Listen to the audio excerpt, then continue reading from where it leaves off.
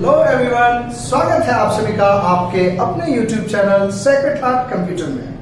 तो फ्रेंड, जैसा कि आप सब जानते हैं कि मैं आप लोगों के लिए टॉपिक वाइज टॉपिक वीडियो लाता हूं, इसीलिए हमने आज नेक्स्ट टॉपिक को डिफाइन करने के लिए रखा है, जो कि नेक्स्ट टॉपिक आपके सामने है, कंप्यूटर ऑर्गेनाइजेशन। तो फ्रेंड्स, तो चलते हैं अपने बोर्ड की ओर। Let's get started. तो फ्रेंड्स,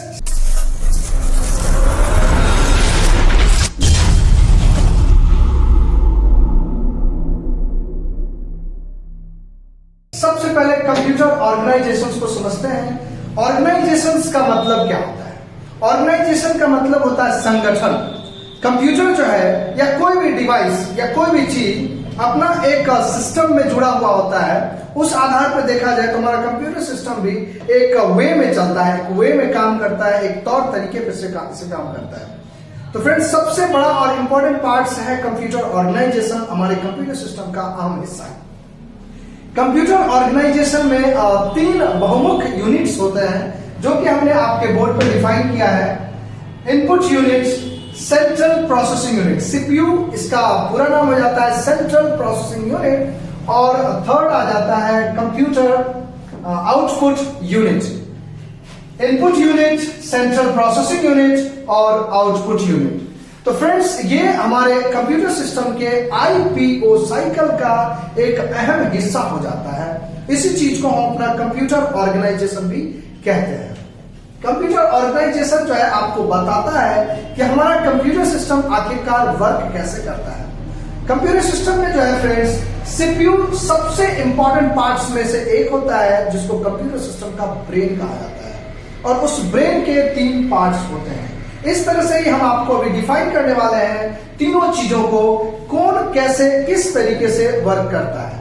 सबसे पहले हम लोग सबसे पहला पॉइंट इनपुट यूनिट को देखने वाले हैं। इनपुट क्या है? What is input? इनपुट का मतलब होता है फ्रेंड्स, इन का मतलब अगर डिफाइन कीजिएगा तो इन का मतलब होता है अंदर, और पुट का मतलब होता है भेजना, अंदर की ओर भेजना। अब क्या भेजना? तो कंप्यूटर सिस्टम के अंदर किसी भी डेटा और इंस्ट्रक्शंस को प्रोसेसिंग के लिए भेजना इनपुट कहलाता है। और वैसे भी इनपुट यूनिट को अगर हम डिफाइन करेंगे तो इसको कहीं ना कहीं पूरा का पूरा क्लियर करेंगे। किसी भी डेटा और इंस्ट्रक्शंस को प्रोसेसिंग के लिए भेजना इनपुट कहलाता है। और अगर आप इसको थोड़ा सा इंग्लिश में डिफाइन करना चाहेंगे तो कहा जाता है the data and instruction that we give to the computer system is called input. तो फ्रेंड्स, हम लोग जानना चाहेंगे इनपुट या इनपुट डिवाइस है क्या। हमारा कंप्यूटर सिस्टम जो है फ्रेंड्स, डेटा और इंस्ट्रक्शंस को डिफाइन करता है, जिसमें हमने पिछले क्लास में थोड़ा सा डेटा को समझा था। आपको डेटा जो है जनरली दो प्रकार के होते हैं। डेटा जैसे कि एक हो जाते हैं आपको न्यूमेरिकल डेटा और एक हो अल्फाबेटिकल डेटा। अब जस्ट हम इस डेटा के बारे में बात करेंगे सबसे पहले। तो there are two types of data, numerical data and alphabetical data. Then data क्या है? The raw facts and figure which are going to be processed on system is called data. Means raw facts what? Raw facts, हम इस data के बारे में बात करेंगे सबसे पहले। तो there are two types of data, numerical data and alphabetical data. Then data क्या है? The raw facts and figure which are going to be processed on system is called data. Means raw facts what? Raw facts की बात करेंगे तो हम direct हमको जाना पड़ेगा अपने कीबोर्ड की ओर, और कीबोर्ड में हर एक बटन्स को देखने होंगे। कीबोर्ड में देखा जाए तो इसका अगर थोड़ा सा भी डिफाइन करेंगे, मान लीजिए किसी भी नंबर को हम लिखते हैं, जैसे मान लीजिए हम लिखते हैं 12, 12। अगर हम बोलते हैं 12 तो 12 से कुछ स्पष्ट नहीं होता है। तो कहीं ना कहीं अगर इसी में अगर इसका एक यूनिट लगा देंगे, अगर लगा देते हैं हम केजी, तो इसका एक महत्व बन जाता है 12 केजी। मीन्स 12 को हमेशा रॉ फैक्ट्स कहा जाता है और केजी को फिगर कहा जाता है। तो the raw facts and figure which are going to be processed on system means what? CPU, central processing unit. The raw facts and figure which are going to be processed on system is called data. And यहां data की बात करेंगे तो हमारा computer system में input के तौर पे कि किस तरह का डेटा आगे की ओर जाता है। तो कहीं ना कहीं यहां पर हम अल्फाबेटिकल और न्यूमेरिकल की बात किए तो ये दोनों चीज हमारे कीबोर्ड में अवेलेबल हो जाता है। कीबोर्ड में अवेलेबल हो जाता है। समझ रहे फ्रेंड्स? तो कहीं ना कहीं कीबोर्ड से हम अपने डेटा को प्रोसेसिंग के लिए भेजते हैं और इंस्ट्रक्शंस हम लोग माउस से भेजते हैं। कीबोर्ड अथवा माउस से किसी भी डेटा या इंस्ट्रक्शंस को प्रोसेसिंग के लिए भेजना इनपुट कहलाता है। अब इसको क्लियरली हम समझेंगे फ्रेंड्स, ये है क्यों जा रहा है, क्यों हम डेटा को भेज रहे हैं। उसके पीछे का सिंपल सा वे है, अगर मान के चलिए हमको किसी भी एप्लीकेशन पे किसी भी प्रकार की चीजों को टाइप करना है, लिखना है या समझना है, तो उसके लिए कहीं ना कहीं हमको कीबोर्ड और माउस का जरूरत पड़ेगा ही। और वो जब तक हमारे कंप्यूटर सिस्टम का ब्रेन उसको एनालाइज नहीं करेगा, उसको समझेगा नहीं, तब तक आपको आउटपुट या रिजल्ट नहीं दे सकता है।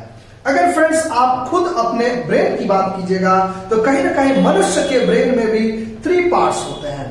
आपका जो कंप्यूटर सिस्टम के ब्रेन की बात करेंगे तो ये भी मनुष्य के ब्रेन से ही इंस्पायर होकर ये टॉपिक या ये यूनिट्स को लिया गया है।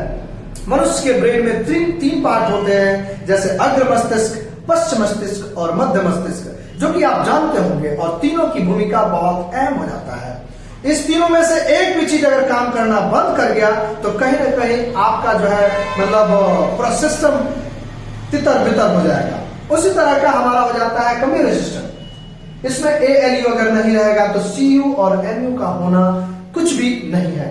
ALU हमारे कंप्यूटर सिस्टम के लिए सबसे बहुमुख्य यूनिट्स में से एक हो जाता है, जो कि हमारे कंप्यूटर सिस्टम के ब्रेन के पहले पार्ट में आते हैं।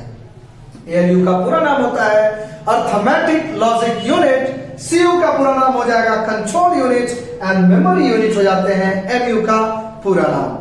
देखिए फ्रेंड्स, ALU क्या करता है, CU क्या करता है और MU क्या करता है। फ्रेंड्स, कहने का तात्पर्य क्या होता है, हर किसी चीज का अपना अपना एक चैम्बर होता है। अगर मान के चलिए फ्रेंड्स हमको समोसा खाना है तो डेफिनेटली हम समोसा की दुकान पे जाएंगे, ना कि किसी हॉस्पिटल में जाएंगे। तो कहीं ना कहीं यहां से अगर हम कीबोर्ड से किसी भी डेटा को आगे की ओर प्रोसेस करने के लिए भेजते हैं तो 110% ALU अपने भार को संभालेगा, क्योंकि ALU को यह जिम्मेदारी दी गई है कि अगर कीबोर्ड से कस्टमर या जो भी व्यक्ति विशेष कंप्यूटर को ऑपरेट करते हैं, अगर A प्रेस करता है तो इसका जिम्मेदारी है कि आउटपुट पे A ही दिखाना होगा। कहीं ना कहीं अगर CU की बात करेंगे तो हमारा कंप्यूटर सिस्टम में CU nervous system of computer system के तौर पे कहा जाता है। नर्वस सिस्टम की अगर हम बात करते हैं फ्रेंड्स तो आपको बता दें, तंत्रिका तंत्र इसका हिंदी हो जाता है। और मनुष्य का तंत्रिका तंत्र के बारे में आप तो जानते ही होंगे, ये एक तरह का नस का, CU को कहते हैं कंट्रोल यूनिट, इसके नाम में ही सब बात छुपा हुआ है फ्रेंड्स। ये कहीं ना कहीं सिर्फ और सिर्फ कंट्रोल करता है। अब क्वेश्चन बनता है कि कंट्रोल आखिर करता क्या है, तो ये कहीं ना कहीं हमारे प्रोग्राम एंड सॉफ्टवेयर को कंट्रोल करता है। सॉफ्टवेयर तो आप जानते ही होंगे, सॉफ्टवेयर आप अच्छे से जानते हैं, जैसे कि कहा जाता है a set of predefined command or instructions which are saved in some logical order to complete any objective, that is called software. Means what? A set of predefined command and instructions means what? जहां पे कोई भी predefined command और instructions पहले से set हो, पहले से सेव हो, उसी को तो हम सॉफ्टवेयर कहते हैं। अगर आप बात करेंगे सॉफ्टवेयर की तो आपके मोबाइल फोन में, आपके कंप्यूटर सिस्टम में there are 2 types of software friends. अब बात करेंगे सॉफ्टवेयर की तो एक तो एप्लीकेशन सॉफ्टवेयर होते हैं और एक सिस्टम सॉफ्टवेयर हो जाते हैं।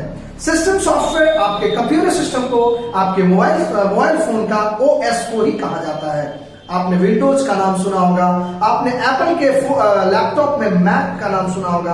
एप्पल के लैपटॉप में विंडोज की बात नहीं होती है, वहां मैक सॉफ्टवेयर काम करता है, जो कि कंप्यूटर सिस्टम का OS होता है, जिसको कहते हैं ऑपरेटिंग सिस्टम, जो कि कहीं ना कहीं हमारा जो है कंप्यूटर सिस्टम में CPU का अहम भूमिका CU ही निभाता है। और CU के माध्यम से किसी भी चीज को हम सिर्फ और सिर्फ कंट्रोल करने का काम करते हैं, जो कि है वो सॉफ्टवेयर। एप्लीकेशन सॉफ्टवेयर की बात करेंगे तो जो आप अपने कंप्यूटर सिस्टम हो, चाहे वो मोबाइल फोन हो, उसके लिए हो सकता है तो आप ऐप डाउनलोड करते हैं, तो जो आपके वर्क को परफॉर्म करने में हेल्प करे, वही हो जाता है आपका एप्लीकेशन सॉफ्टवेयर। जो आपके सिस्टम को चलने में मदद करे, ऑन करने में मदद करे, उसको हम कहते हैं सिस्टम सॉफ्टवेयर। तो कहीं ना कहीं फ्रेंड्स ये सीयू जो है ये सॉफ्टवेयर को डिफाइन करता है, सॉफ्टवेयर को कंट्रोल करता है। अगर आपको फोटोशॉप ऑन करने हैं तो आपको डेफिनेटली फोटोशॉप पे क्लिक करना होगा।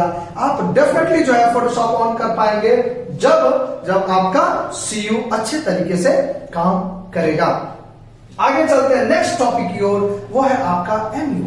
एमयू को कहते हैं हम लोग मेमोरी यूनिट। मेमोरी यूनिट जो होता है, सिंपल समझिए, मेमोरी हमारा कंप्यूटर सिस्टम का स्टोरेज हो जाता है फ्रेंड्स, है ना। इसके माध्यम से हम अपने जितने भी कंटेंट्स हो जाते हैं, जितने भी चीज या डेटास हम अपने कंप्यूटर सिस्टम में रखने के लिए जाते हैं, वो सब का सब भार मेमोरी को मिल जाता है और मेमोरी उस चीज को सेव कर पाता है अच्छे तरीके से।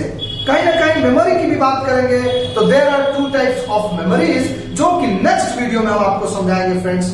अभी अब आपको थोड़ा सा आगे के बारे में थोड़ा सा डिफाइन करेंगे कि कहीं ना कहीं इनपुट यूनिट कैसे काम करता है। सीपीयू आप देख लिए, अब ये तीनों अपना अपना भूमिका निभा के कंट्रोल करके आपको आउटपुट देता है, रिजल्ट देता है, जो कि आप मॉनिटर पे देख पाते हैं, जो कि कंप्यूटर सिस्टम के यूनिट्स में तीनों अहम भूमिका है, इनपुट यूनिट, आउटपुट यूनिट और सेंट्रल प्रोसेसिंग यूनिट। तो कहीं ना कहीं आपने आज के इस टॉपिक से, छोटे से वीडियो से जो भी सीखा है, अगर हो सकता है इसमें कोई त्रुटि भी आए तो आप हमें कमेंट सेक्शन में जरूर बताएंगे।